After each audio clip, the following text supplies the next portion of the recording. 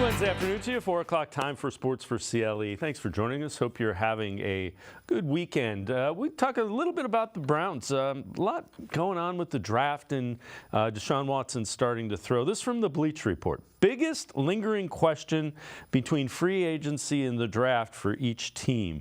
For the Browns, what kind of shape is Deshaun Watson in? 28-year-old quarterback lost about half of his 2023 season after undergoing shoulder surgery, but he sounds optimistic. The situation is good, Watson said on his podcast.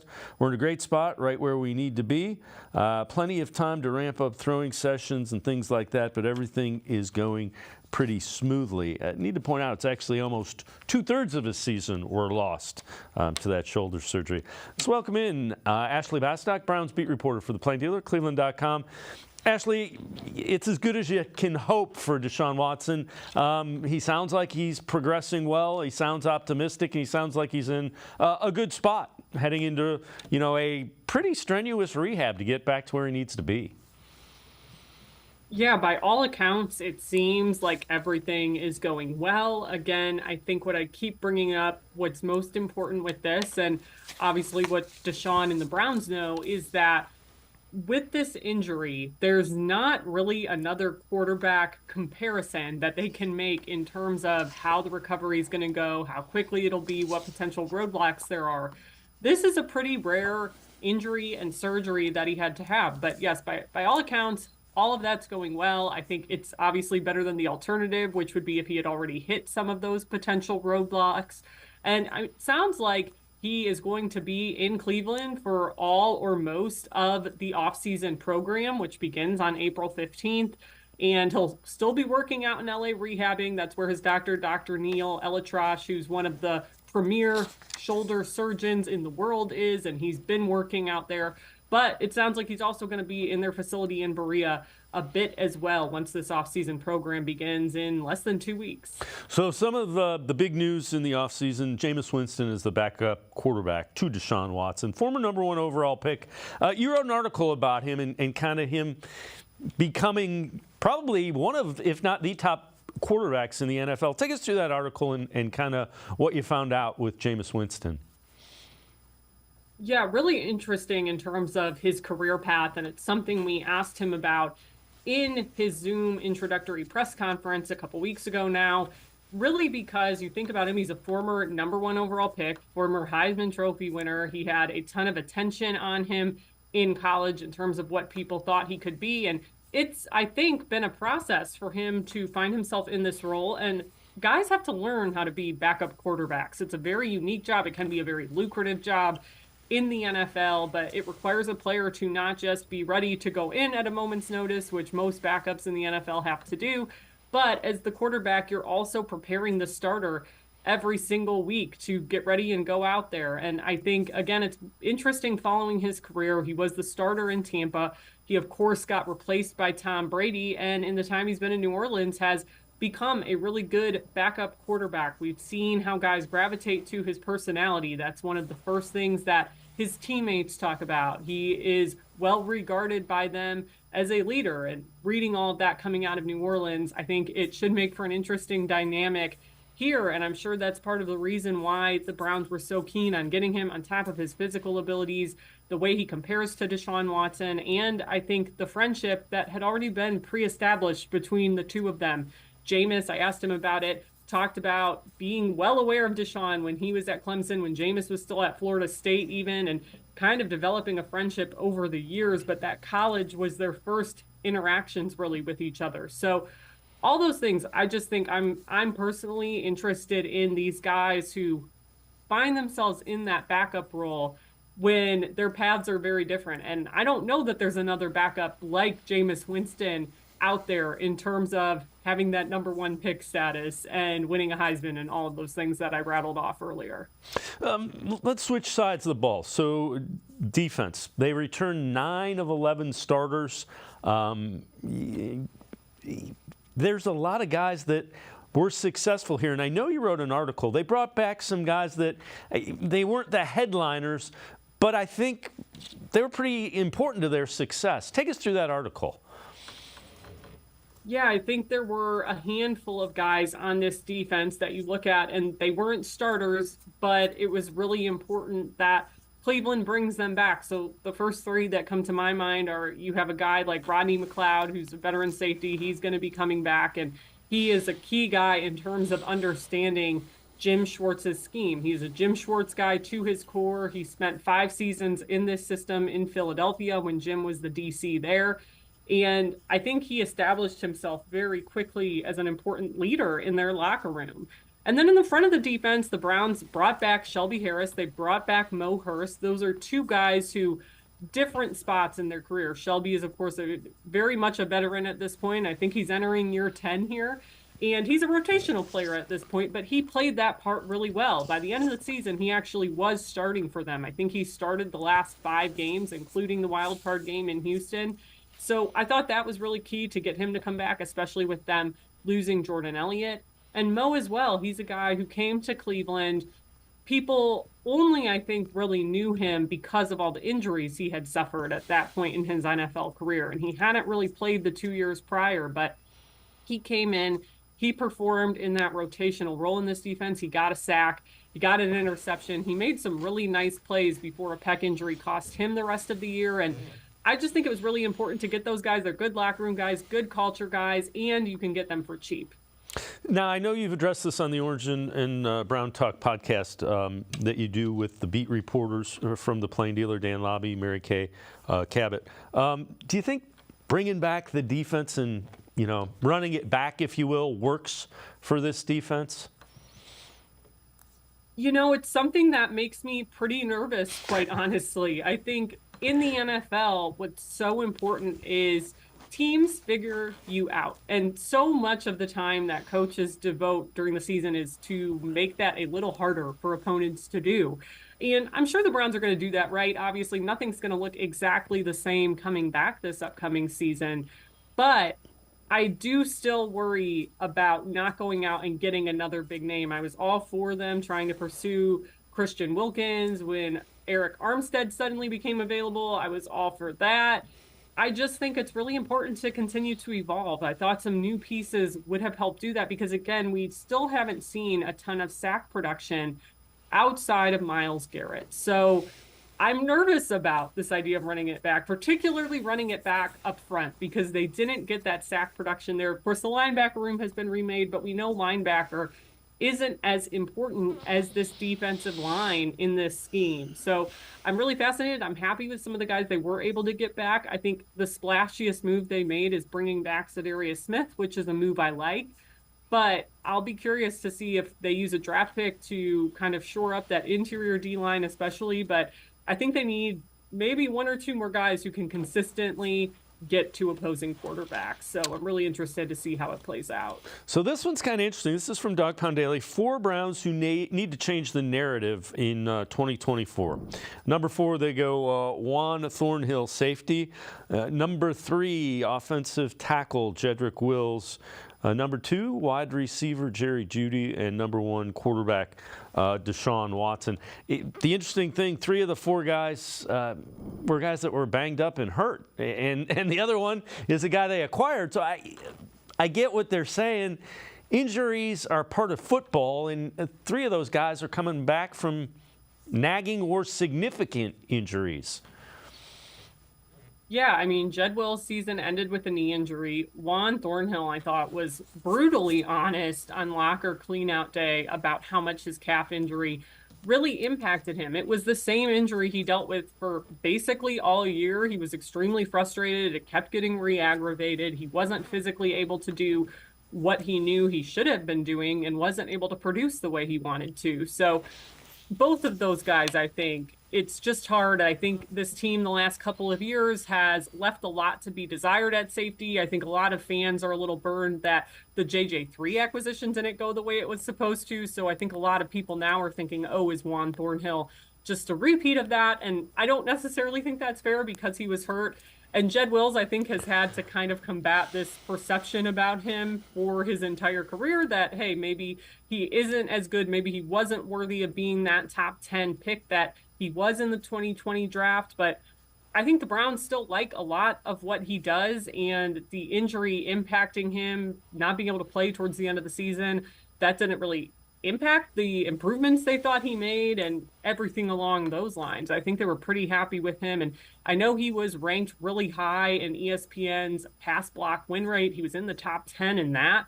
So there was a lot of good there. And of course, Deshaun, yeah, he missed half the season because of his shoulder. I do agree.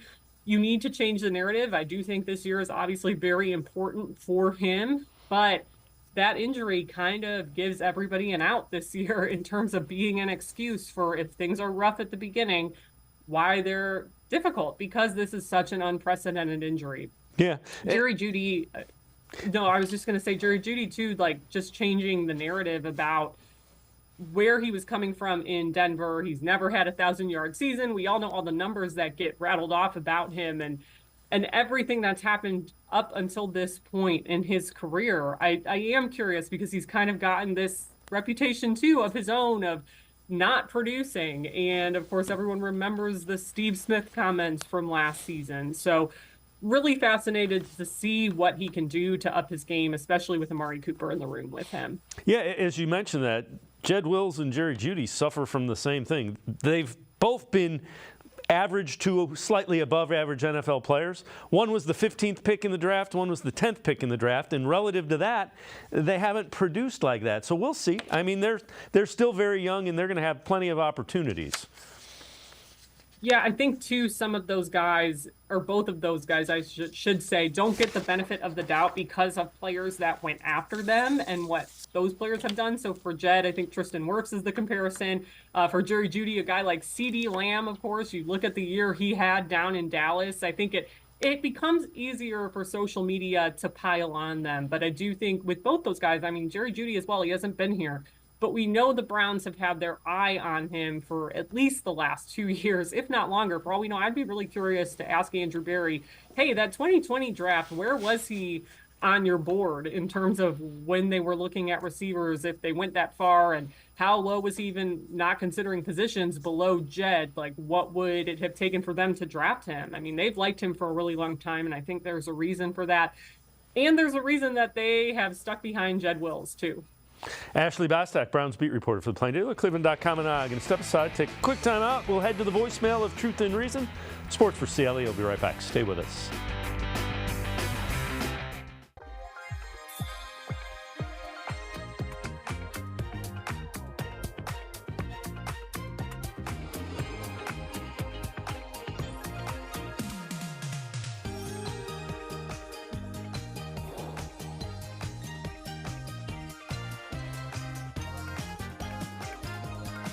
Play Maximum Millions and $2 million Ultimate Cash from the Ohio Lottery, and you may never look at scratch-offs the same way again.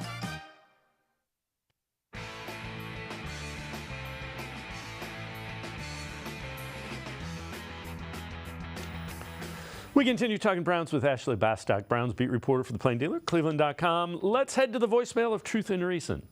I'm just really, really excited about this Brown offense going into this 2024 season. I'm kind of excited to see the marriage between Stefanski and Dorsey and how that's going to benefit Watson, and not just Watson, but the entire offense. Just because I looked at a Dan Orlovsky stat as far as like Ken Dorsey as offensive coordinator and how his offense operates, and I saw that under center, the Bills' offense averaged about 9.1 yards, and when they were in shotgun, they averaged about 6.5 yards. That would be a major improvement because I feel like we were not a really good shotgun team, and I feel like now that we have somebody who works with mobile quarterbacks, I think that will be a benefit for the offense going forward. As always, appreciate all the voicemails. Ashley, we said it last year. I think the offense will be significantly different. I think that's the reason for all of the new coaches and all of the turnover.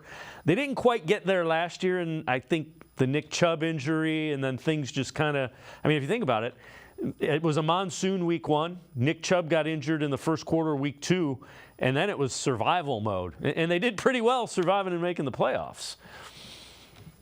Exactly. And I do think with Ken Dorsey coming on, like the big addition or the big reason why this addition was attractive is because what this caller mentioned, the fact that he's worked and had a lot of success running offenses with mobile quarterbacks. And of course, I mean, we still don't know who's calling the plays, but he's going to get a chance to get in there and work with Kevin Stefanski, regardless of who is actually calling the plays on game days. I do think that mobile quarterback knowledge, that background is really important. But you're right. I mean, I still think there's a part of me that a big part of me that really wants to see Kevin Stefanski continue to call plays because of everything you outlined there. We still haven't really seen what this offense with Kevin Stefanski calling plays looks like with Deshaun Watson at quarterback, because nothing was really normal last year, even before Deshaun got hurt, because they also didn't have Nick Chubb and had to figure that out on the fly, bring Kareem Hunt back on the fly, all of those things. So I'm also really, I think, adamant about telling fans who maybe don't want Kevin Stefanski to call plays and want him to give it up to Ken Dorsey right away to always remember that we haven't seen Kevin Stefanski really run this offense the way that he wants to, that Deshaun Watson wants it to look like. All right, this is kind of interesting as well. This is from the 33rd team. Those are former NFL executives, some former GMs. Wide receivers set for huge contracts. And this is why the extension for Jerry Jeudy made a lot of sense. Justin Jefferson, C.D. Lamb, Amon-Ra St. Brown, Jamar Chase, Devontae Smith, T. Higgins, Brandon Ayuk, Nico Collins. You do get Amari Cooper down there at number 10. Those are all guys that are going to get new deals coming up next year. The price of wide receivers is like the price of quarterbacks and edge rushers. It's going to keep going up. Yeah, and historically, Andrew Berry has gotten ahead of those trends. I mean, he did it when he traded for Amari Cooper 2 off seasons ago now.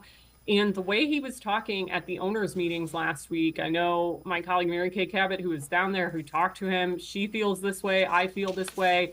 I wouldn't be surprised if we see them working a new deal out with Amari here fairly soon. The way Andrew Berry talked about him, how much they love him. I know the word love was used, and he didn't have to go that far in talking about a player. He never does. If he doesn't truly believe it, I think the Browns know how valuable Amari Cooper has been.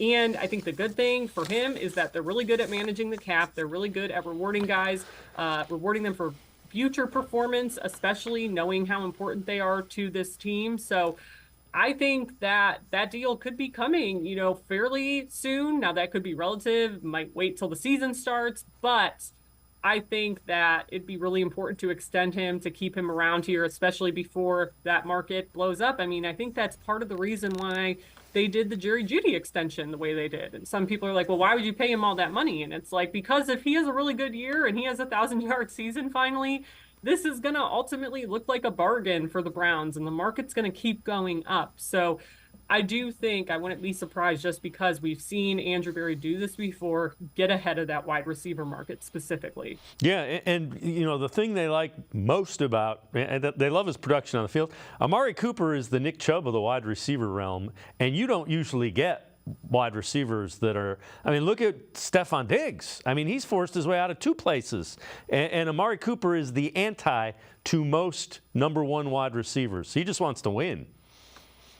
Yeah, and he's been traded twice, and it's one of those guys, I know he's talked about being, a bit surprised that I think his time with the Raiders and then the Cowboys, it had kind of, materialized the way it did down in Dallas. But I know that Oakland trade, I'm pretty sure he's talked about he was surprised when that happened at the time when the Raiders got rid of him and sent him to Dallas. So it is surprising. His path is interesting in that way. He didn't force himself out in either of those situations. He very much does have a Nick Chubb type of personality that's well documented. This might be, it's gotten, I think, a bit more personality in it the last 2 years, adding Elijah Moore in there, adding Jerry Jeudy in there. But Amari Cooper's a pretty quiet guy for the most part. He's content to go about his business. He loves to talk football. He loves to talk route running. So, yeah, I definitely think if he's going to be in a place, he's going to give his all there. He's not going to be that type of guy to force his way out of a scenario because of individual production or whatever. And I think we saw that he is capable of doing so much to take this team to the playoffs. And obviously, I know they all want to get farther than they did this past year, which was just a wild card appearance. So take a look at this. This is kind of interesting. So the Eagles traded a 1st and a 3rd round pick for A.J. Brown. The Texans now have traded a 2nd round pick for Stephon Diggs. Browns traded a 5th round pick for Amari Cooper and a 5th and a 6th round pick for Jerry Jeudy. So, again, it's a matter of Andrew Berry kind of ahead of the curve and using his assets. Yeah, and I think he gets lucky with both those examples, the guys he's targeted, kind of having the leverage in those situations, right? Like, it was very obvious what direction Denver was going in. They needed to dump Jerry Jeudy's contract, so you can get away with giving them that 5th and that 6th rounder. Amari was the same way. Dallas wanted to get rid of his contract. They didn't want to pay him what they were going to have to. And the Browns just sort of had the leverage there. The writing was on the wall. So again, credit to Andrew Berry. That's a particular kind of savviness he's shown as a GM. And I think that's why those have been some of his best deals, is what he's gotten in return for the draft picks he's given away. Ashley Bastock, Browns beat reporter for the Plain Dealer. Cleveland.com and I are going to step aside, take one more timeout. Other side of the break, we turn our attention to the draft, some mock drafts, who people think the Browns might be targeting. Sports for CLE. We'll be right back. Stay with us. Come back to go forward. Back to learning new things. Back to pursuing your dreams. Tri-C has flexible learning options to fit your life. And every year, more than 1,000 local companies provide Tri-C students with real-world learning. The right education can boost your lifetime earning power by hundreds of thousands of dollars. Start now with a college education you can afford. Tri-C, where futures begin.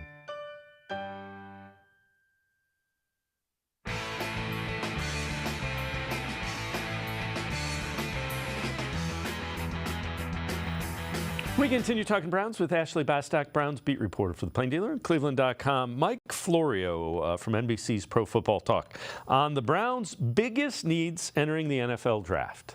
Nick Chubb's coming off the major knee injury. Jerome Ford, Nyheim Hines, he's coming off a major knee injury.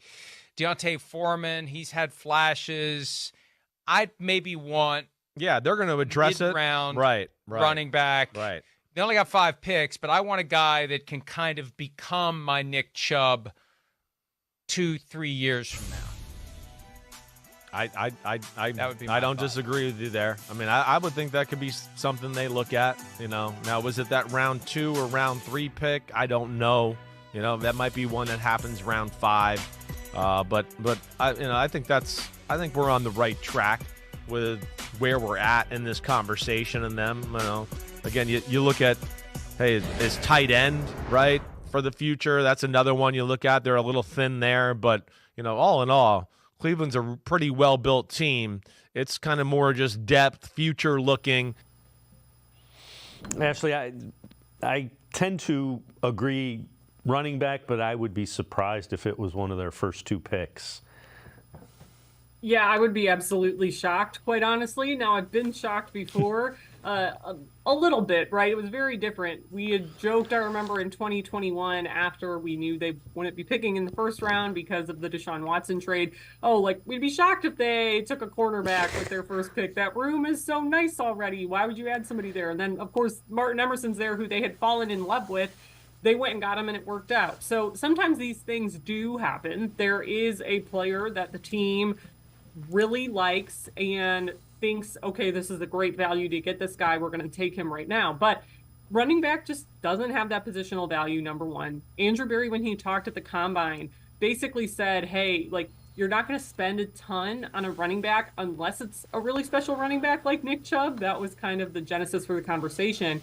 But he made this point that this offensive line is so good that you don't have to necessarily go all out at that position, that the run game in the NFL anymore so much is predicated upon what kind of offensive line you have. So, yeah, I would be shocked. I've seen this narrative popping up. I've been surprised by it. I don't know if this is going to be one of those things where there's smoke, there's fire, but to me, everything we know about this team, everything we know about Andrew Berry, I just would be shocked right now if that's how it played out with their first 2 picks in the 2nd or 3rd round.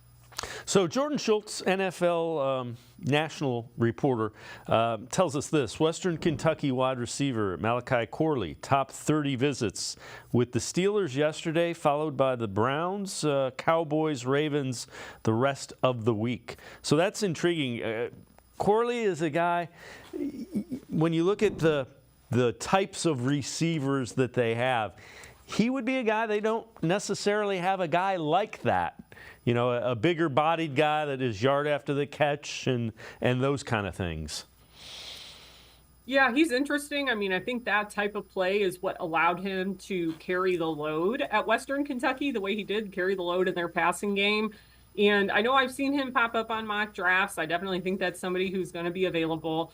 But again, I've seen this other trend too now, which is more and more people getting away from this idea of them needing to take a wide receiver in the second round. I mean, I've always kind of been off that train after my last 2 drafts. You just kind of realize Andrew Berry has really only drafted for need once with his first pick. And it was when they got Jed Wills in 2020, and we haven't really seen him do that again.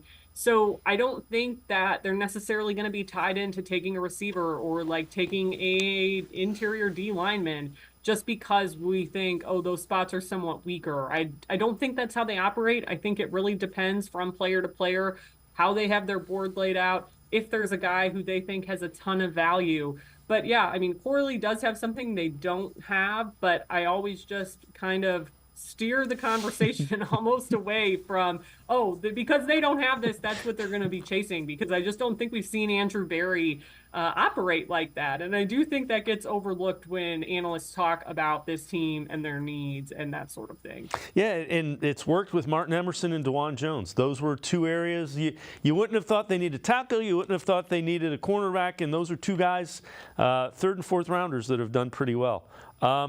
I know you've been doing mock draft roundups, so we're going to take a look at some of the last ones, the last couple of ones that have gone on. So Ben Standing from The Athletic says TJ Tampa, cornerback, Iowa State. If they take a cornerback, you can be sure it's going to be pretty successful because they've done a really good job at drafting cornerbacks.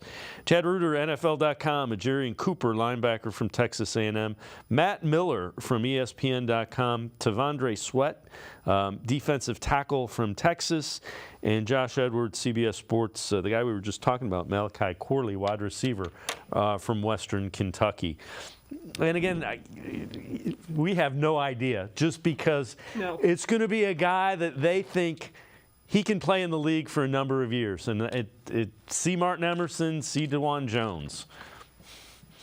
Exactly. And I think, too, don't count out them trading up if there's somebody they really want. Don't count out them trading down if there's not really anybody they see a ton of value in the second round and they can get some more picks back to use or barter with later. I mean, I think that you just can't count out any scenario with this front office right now just because things are so much less certain when you don't have a first round pick. You're counting on a lot of chance. You're counting on the board to fall your way. And it makes it hard to make guesses, but I'm kind of liking, for as much as I talk about this trend of talking about their needs and what they might do, it has been interesting doing these roundups just to see the trend kind of shifting away post them trading for Judy. And here's some of the other names that guys are throwing out there as potentially available, because I do think they're not married to a wide receiver. Even the last 2 years when we thought that, we haven't seen them really go about that the way that we thought. So I'm definitely fascinated. I think there's so much left up to chance. I'm sure there's going to probably be a really good chance they draft somebody that's not on anybody's boards or mock drafts up until this point, because I never saw Cedric Tillman mocked to the Browns. I never saw Martin Emerson mocked to the Browns 2 years ago. Yeah, and again, they've worked out pretty well. The other thing is there might be a guy, and again, JOK jumps to mind. There was a guy that they saw that they thought, he's fallen. That's the only way they go up. If they go up and get somebody, it's somebody that they really liked. Yeah, Mary Kay Cabin and I have discussed that recently as well, that, hey, don't count that out. Just because we haven't seen them do it in 2 years, they did it with JOK. There was a guy who they thought was a first rounder. I mean, again, they were between Greg Newsome or JOK with their first round pick that year. They went with Greg, and then nobody picked up JOK, and they were like, oh my gosh, we can still get this guy who we have graded as a first round talent. Let's do it. So again, I mean, I think that is all in terms of they're going to do what they think is best in terms of how you have to remember Andrew Berry thinks about this stuff is what would I do if I was building an expansion team? So you kind of have to throw positional value out the window a little bit, which I know sounds backwards for a lot of fans, but it's how they've operated. And as we've talked about, without first round picks, it's mostly worked in their favor. Ashley Bastock, as always, appreciate the time and the insight. Thanks very much, Ashley. Thank you. Ashley Bastock, make sure you check her out. Great stuff. Browns beat reporter for the Plain Dealer as well as cleveland.com. We're going to step aside, take a quick time out. We continue talking Browns. Jeff Lloyd from the Locked On Browns podcast straight ahead. Stay with us. Come back to go forward. Back to learning new things. Back to pursuing your dreams. Tri-C has flexible learning options to fit your life. And every year, more than 1,000 local companies provide Tri-C students with real-world learning. The right education can boost your lifetime earning power by hundreds of thousands of dollars. Start now with a college education you can afford. Tri-C, where futures begin.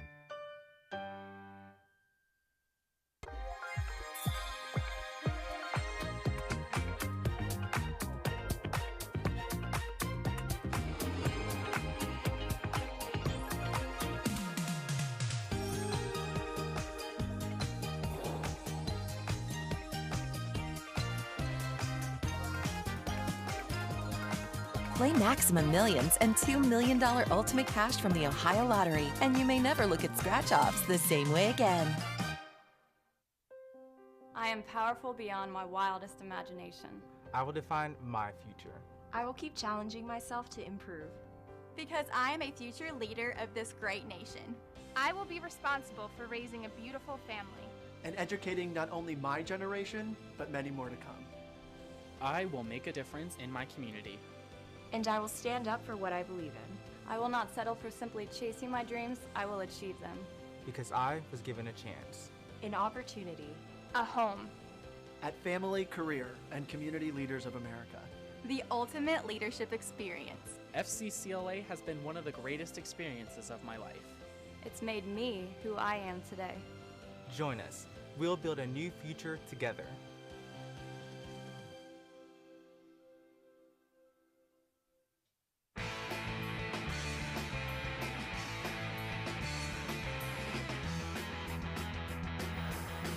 We continue talking Browns on Sports4CLE. Let's head back to the voicemail of Truth and Reason.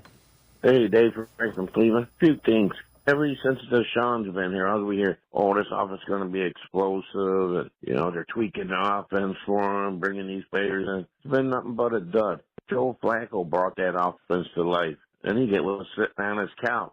What's the problem here? Number two, the Browns should stay put in the draft because it's a deep draft at a lot of positions. And number three, love you, brother. Be good. You and the family be safe, and God bless you, brother.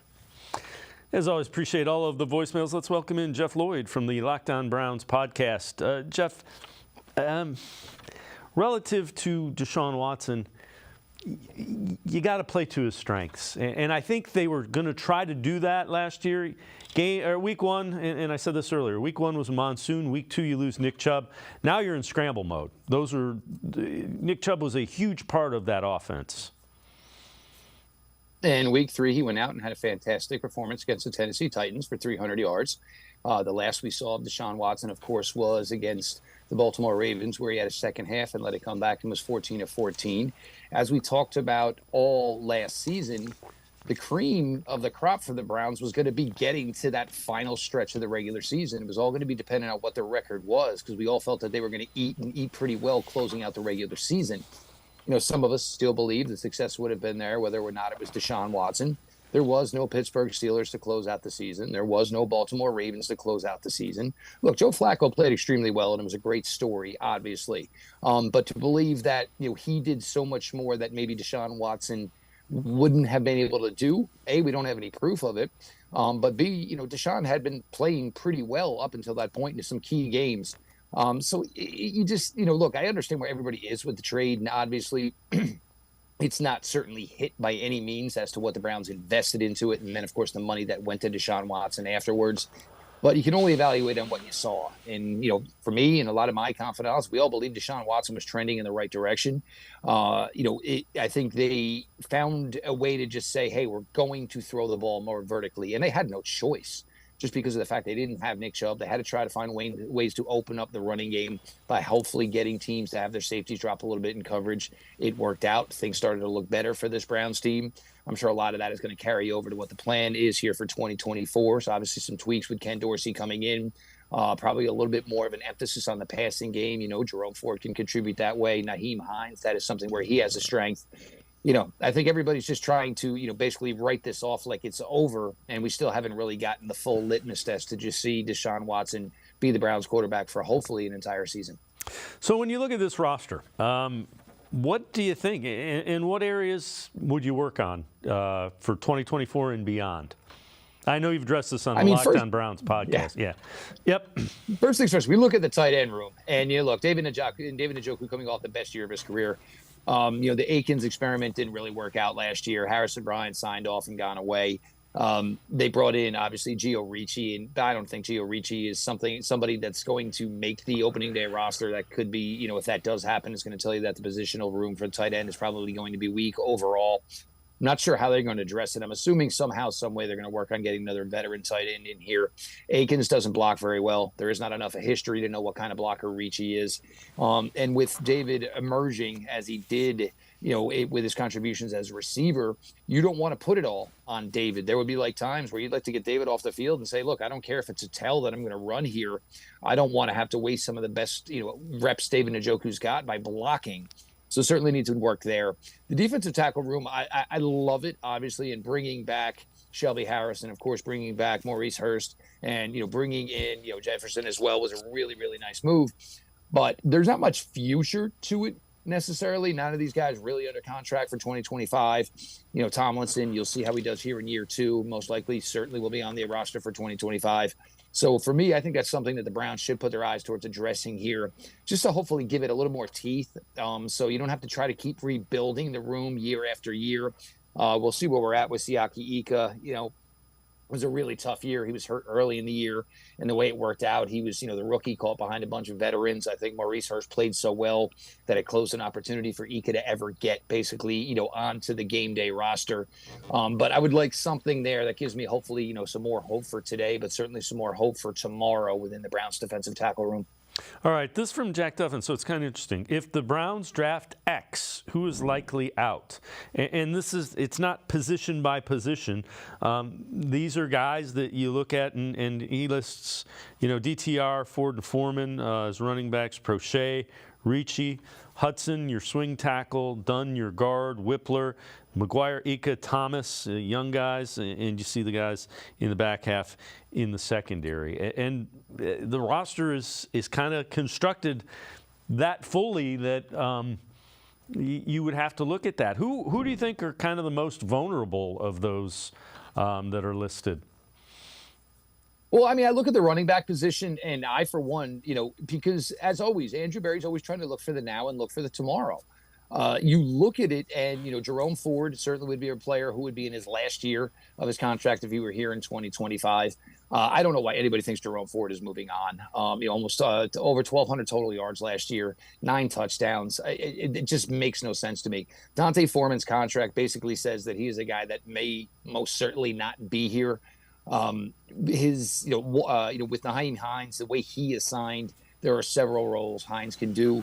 Foreman could easily be a camp cut. He could be somebody that gets traded late in the summer when, another team suffers an injury at the running back position and maybe wants to bring in a veteran presence. There's some other ones there. The wide receiver position, Prochet, are we really, that hung up on whether or not Prochet is part of this team? The kickoff rules have changed. I have a feeling that, Jerome Ford was a good kickoff returner. He could be in play there. Elijah Moore could be in play there. Nyheim Hines has a repertoire of being a kickoff returner and a punt returner. So, for Prochet, I'm not so concerned. And again, you go to Siaki Ika, and it's not so much, necessarily on him. And yes, the Browns have always had propensity to protect their rookies and try to give them as much time as possible. But the clock is ticking for the Cleveland Browns in the way they're currently constructed. And it's all about how far they can get in the playoffs. If they feel there's a defensive tackle on their roster that is better than Siaki Ika, they either A, try to trade him for a future day 3 pick, or you release him, see if you can get him back on the practice squad. But I don't think, anybody is necessarily safe nowadays as far as the Cleveland Browns roster is concerned. The Browns feel like they have their core. If it's a change in depth or a change in philosophy, if one guy they feel differently 13, 15 months, when they previously first brought the player in, that's fine. They're going to make the move. They have to do what is best for their team now. Jeff Lloyd from the Locked On Browns podcast and I are going to step aside, take a quick time out. Other side of the break. Biggest needs for the Browns in the NFL draft. We'll hear what Chris Sims thinks the Browns should be looking at. Sports4CLE, be right back. Stay with us.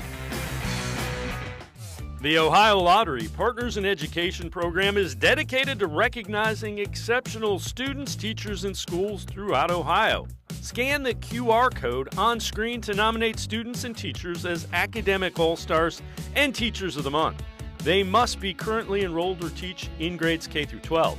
Is your K through 12 school developing students' literacy skills to achieve success in reading? If so, you can nominate your school for the School of the Year. Students can win $100, teachers can win $500, and schools can win $2,500. Scan the QR code, fill out the forms, and nominate deserving students, teachers, and schools today. The Ohio Lottery Partners in Education program takes pride in honoring exceptional students, teachers, and schools across Ohio. Submit your nomination today. It's fun, fast, and free.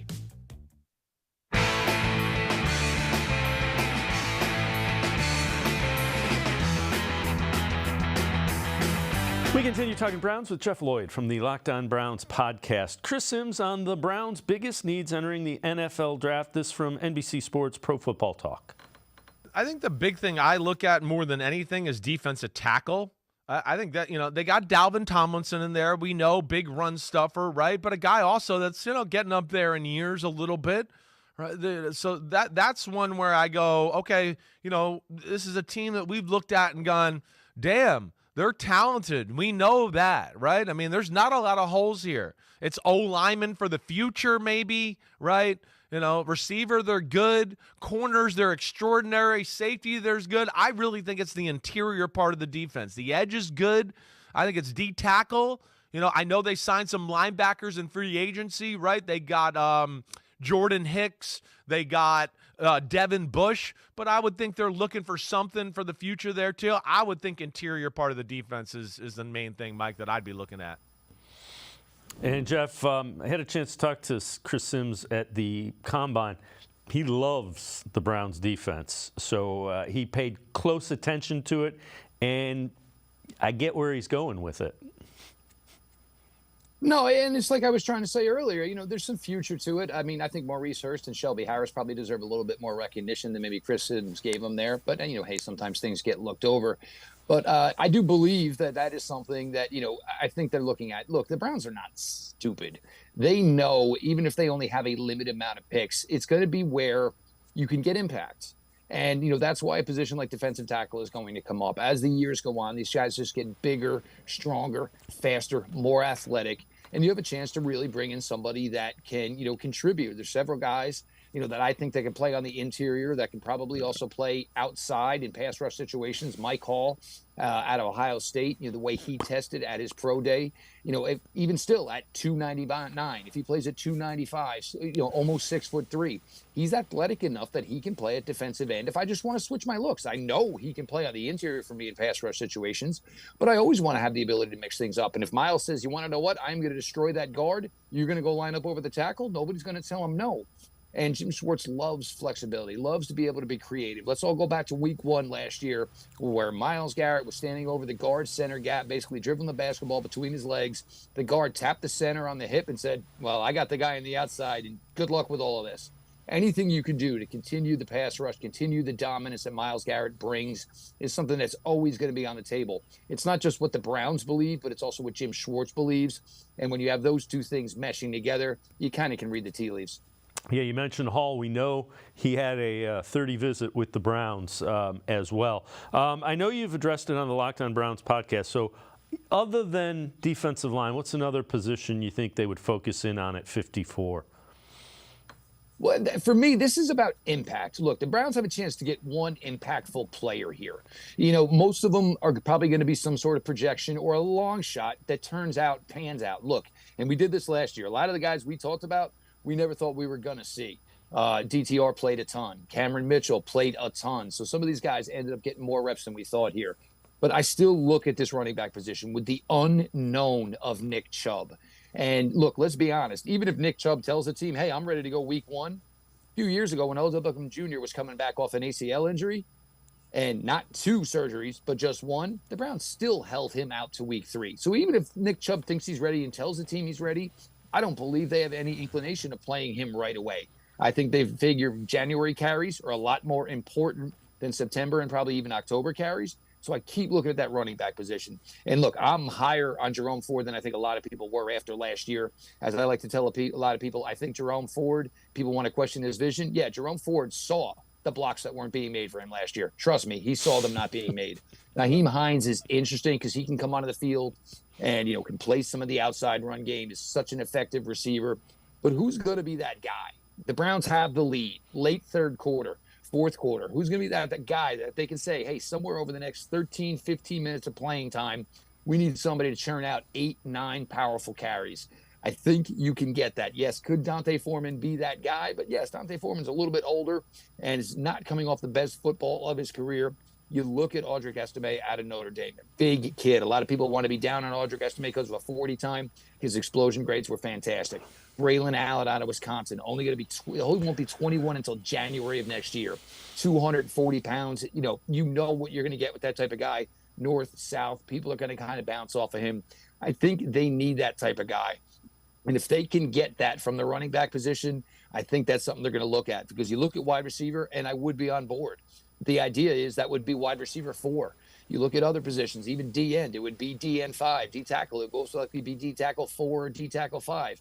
You want one guy that can maybe give you some impact that you're going to get at 54. And I think the easiest path for that guy to be successful would be if it was a running back. So let's take a look. 1 minute before I let you go, this is Troy Franklin, and he is posting a picture, Cleveland, Ohio. That's a wide receiver from Oregon, 6'2", 176 pounds. NFL prospect profile comp is Chris Olave. 2023, here's his numbers: 81 receptions, 1,383 yards, 14 touchdowns, 14 deep catches, 8th best in NCAA. 588 deep yards, 11th best. 3.32 yards per route run, 6th best. 3.07 yards per route run versus zone, which is 12th best. He did have 9 drops, but again, he was in town for a visit this week. That's a guy that's intriguing if he's there at 54. And you've seen some people, some of the national guys earlier were saying he was a guy that they thought might be there. I think there is a possibility he can be there. But like as I brought up earlier with a player like Audric Estime, his 10-yard split at the combine in the 40 was faster than Franklin's. He also had a longer broad jump than Troy Franklin. So sometimes when we get into these things and these numbers and these testing numbers, not everybody looks at every single thing. You look at a 40, that's fine. But you also go back to the gauntlet drill at the combine. Troy Franklin was all over the place on the gauntlet. It almost kind of looked like a car that was losing its steering, weaving and going. A player like Keon Coleman, who a lot of people are having issues with, he was the fastest running player while running the gauntlet. It's going to be interesting because the wide receiver, when you have this many and you know a lot are going to go high, it's really going to come down to who are our handful of guys. Who are the 2 to 3 that we really like and think can be in contention at 54? Because not all 32 teams are going to think alike. So even though the Browns may say Franklin could be a guy at 54, you look at a team like the Buffalo Bills, who now have a huge opening at the wide receiver position. Maybe that's somebody they value, and they value obviously 25, 27 picks higher.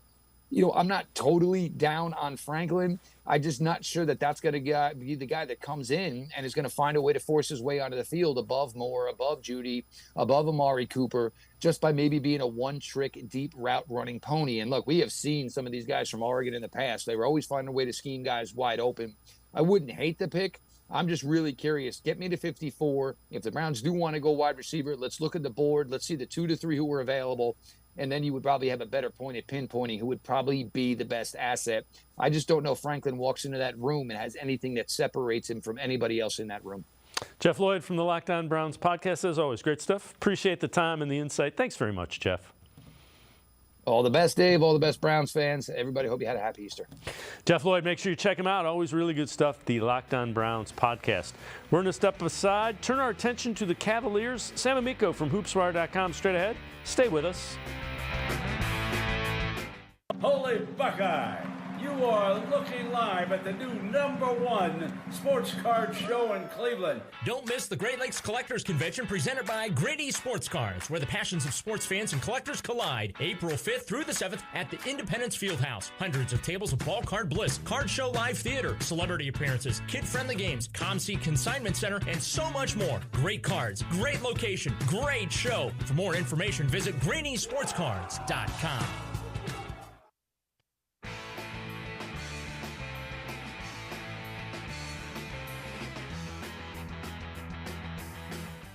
Sports4CLE continues. We turn our attention to the Cavaliers.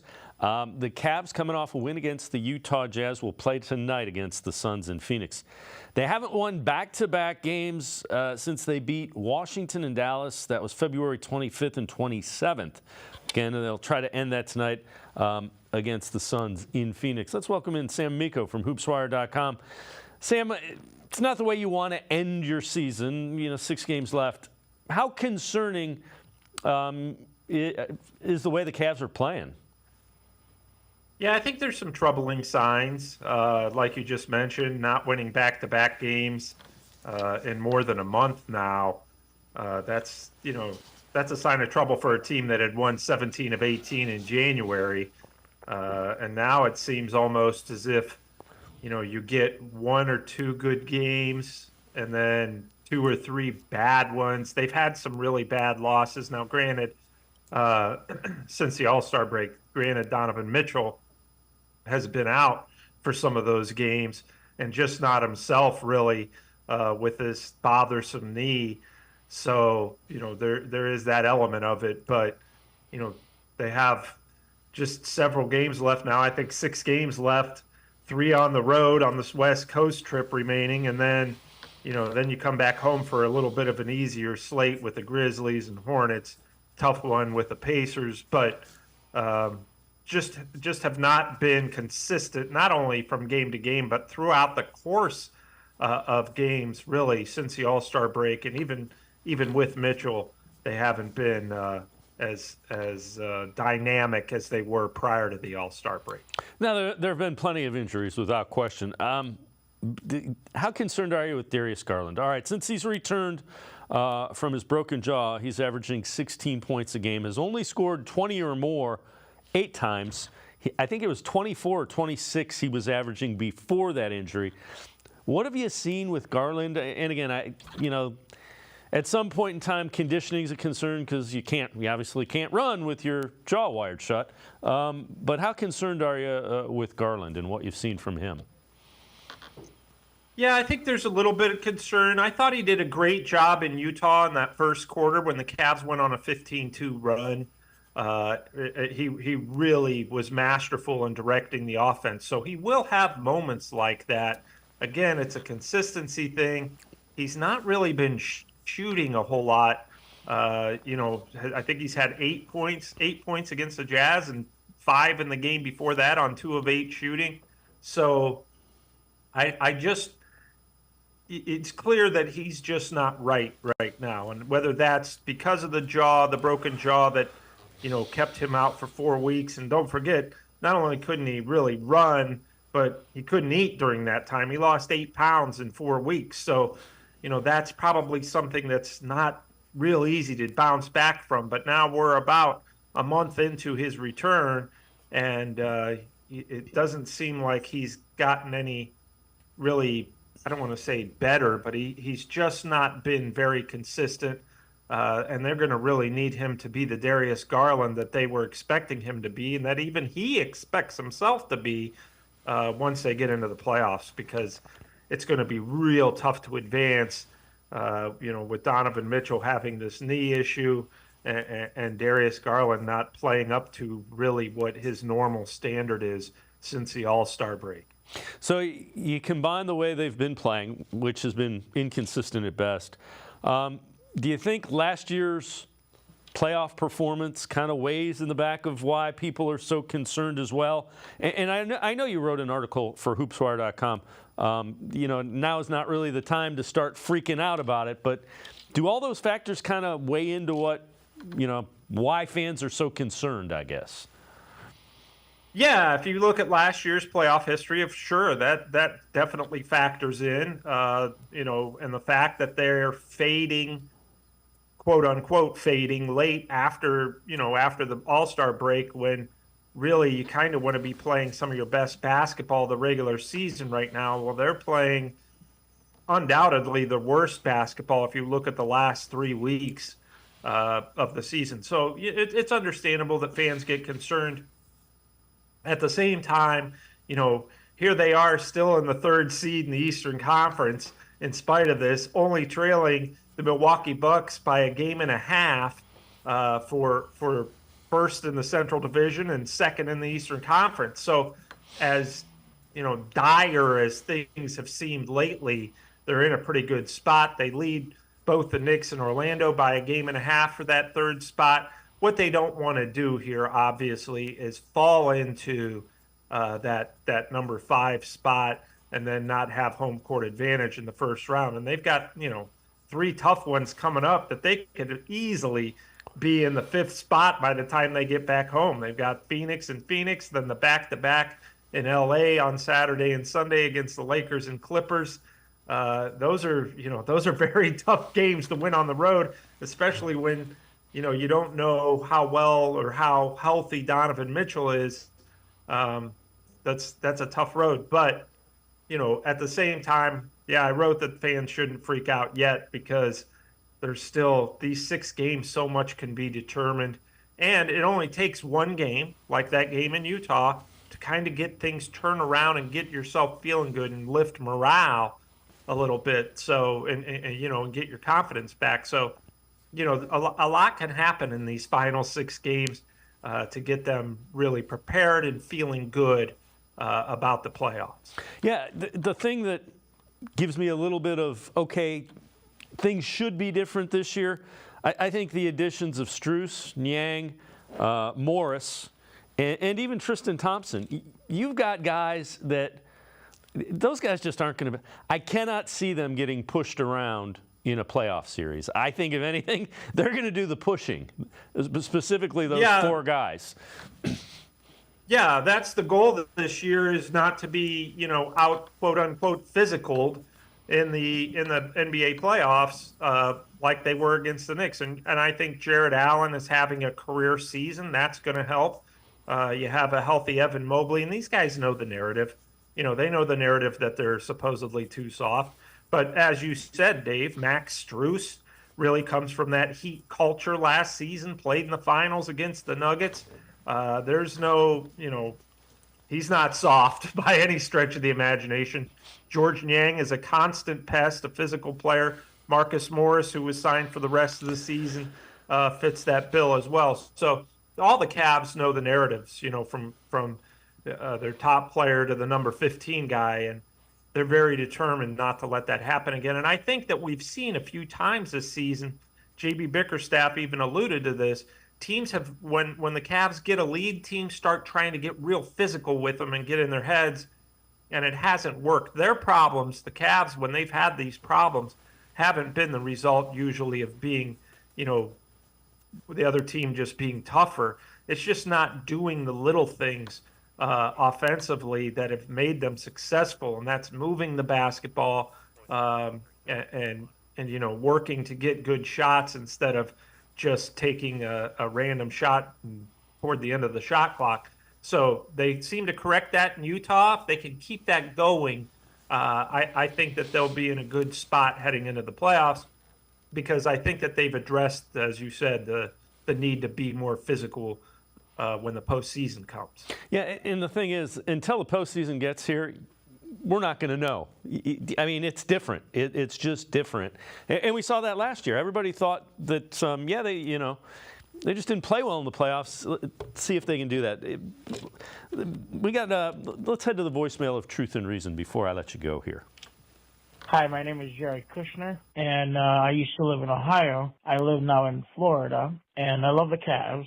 And my comment that I want to make is the Cavs would have a better chance of winning if they moved Garland to the 2 and Porter as a point guard. I don't believe that Garland is an effective, good point guard. Thank you for taking my call. As always, appreciate all the voicemails. Sam, I don't know that moving Garland to the 2 works. I think the ball is more effective in the offense. We saw it. Runs better with the ball in Donovan Mitchell's hand when he's healthy. Yeah, and I think I probably even said that on this show, is that when Donovan Mitchell is healthy and the Cavs are winning 17 of 18, he was the main facilitator. He was basically the point guard during that stretch because Darius Garland was hurt, as of course was Evan Mobley. But it was Donovan Mitchell who was initiating the offense. And I think Jerry brings up a valid point. I have said numerous times that when Garland comes back, they don't have to completely move him off the point guard spot, but maybe they could mix it up a little bit more. And I think that would be a good idea. Now, Craig Porter Jr. is probably, as a rookie, not the guy that's going to be your starting point guard. Just not ready for that. And, a lot of times rookies can get exposed easily in the playoffs. But I would be all for the Cavs playing Donovan Mitchell and Darius Garland and having them share that time running the point, facilitating the offense. Because I think Garland would be a pretty good shooting guard at times, too, because he's going to get more shots if he moves over to the 2. So, I think that they would be better suited to have those guys split those duties. Right now, it's usually like Garland 75, 80% of the time and Mitchell 25 or 20%. I think if they broke that up into 50-50, it might lead to more success because Donovan Mitchell never played. I mean, he's had a career year in assists this year when he was playing point guard. So the ball really seemed to move when Donovan Mitchell was facilitating the offense. And I think you could kind of break that to them, each player, because I don't think either player wants to move from their spot. But I think you could kind of let them know by, slowly kind of using that as your top option is to utilize both players at both spots. And when you have 2 6'1" guards, it's probably a good idea to do that anyway. Sam Amico, hoopswire.com. As always, great stuff. Appreciate the time and the insight. Thanks very much, Sam. All right, Dave. Thanks for having me, and we will talk to you soon. Sounds good. Sam Amico, hoopswire.com. Make sure you check it out. Really good Cavs coverage. Also covers the entire NBA. Hoopswire.com. Check it out. It's going to do it for this edition of Sports for CLE. We'll see you back here tomorrow at 4 o'clock. Have a great night, everybody. See you tomorrow at 4 on Sports for CLE.